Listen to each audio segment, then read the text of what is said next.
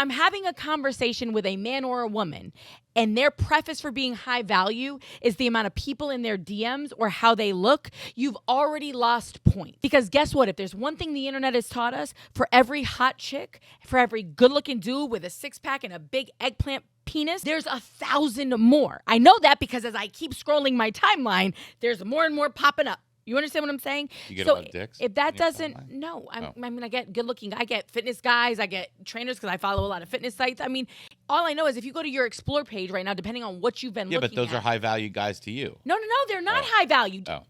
What I'm telling you is they're a dime a dozen. Oh. Guys with six packs, guys with big, they're all over the place. That's what the internet has told me. So you need to be bringing something else to the table. What I'm telling you is the people out there that come to the table saying, oh, I'm high value. And when you ask them why, say, because I have a bunch of people in my DMs, like the 2-year-old he's talking about. Yes, like but, that automatically.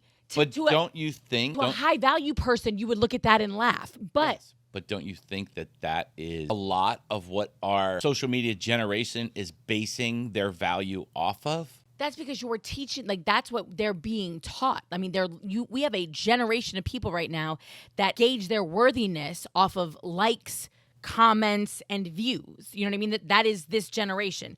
That's not the conversation that I'm trying to have right now. That's a whole grown-ass man who's been married 12 years who, when asked if high-value women exist and who are they, basically just said, high-value women exist, yes, who are they? They're the women who are married.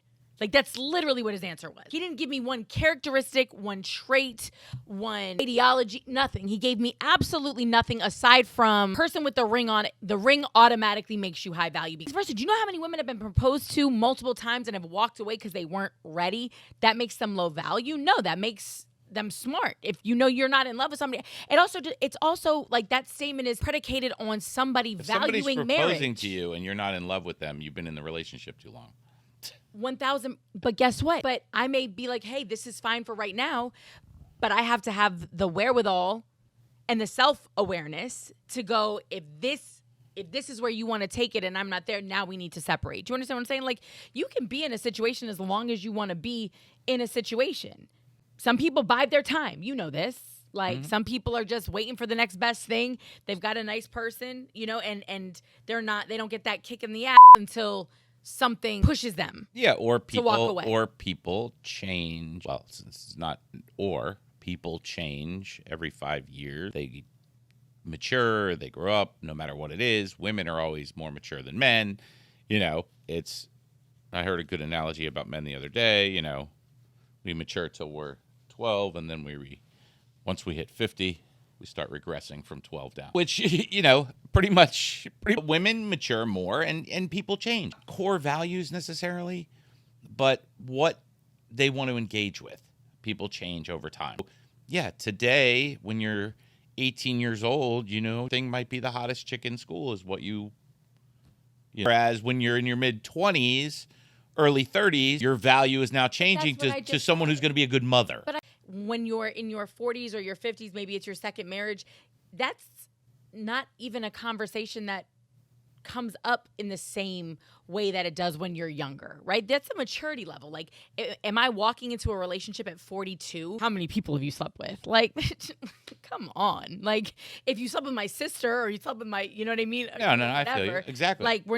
Like, that's a different conversation. Is it somebody in my circle? Like, how close? Like, if those are things that are going to impact other relationships, it's a conversation to have. Other than that, do I really need to know that you've banged down 350 people? No. I'll get tested. You get tested.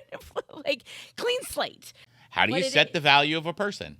But thank you. And it apparently, according to this guy, the rock she's got on her finger. To him, women who are able to get married or get a man to marry them makes them higher value than women who can't. But you know what's funny, though, is that I would think it's safe to say, real talk, Len, almost any woman could get a man to marry them. A man. I'm not talking about. I'm not talking about. I would say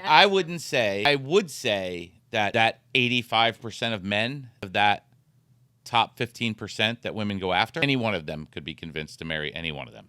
There's a person for every person. But I think it's easier for a man to get a woman that wouldn't give that 85% the time of day. Do you know what I mean? Whereas I don't think any woman could get necessarily a man, a Tom Brady to sleep with them. Mm-hmm. Do you know what I mean? Yeah. There's plenty of men that'll, any woman could convince them with the power of the P to, to lay in a bed next to him. I mean, Okay, got it.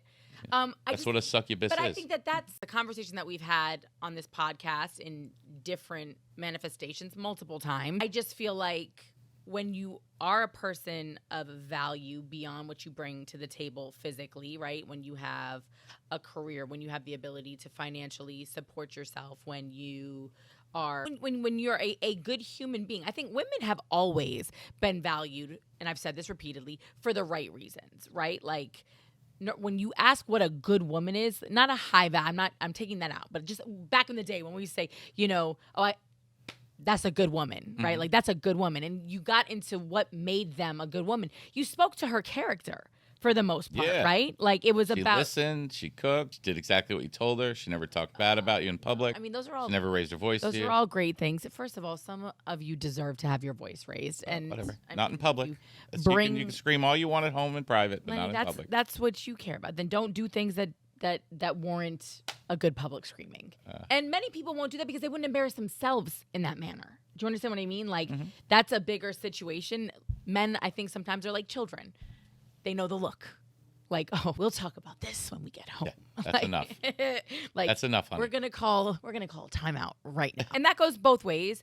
But I've always been a little, bemused by that, because for women, when you asked what made a good woman, it was always about her character.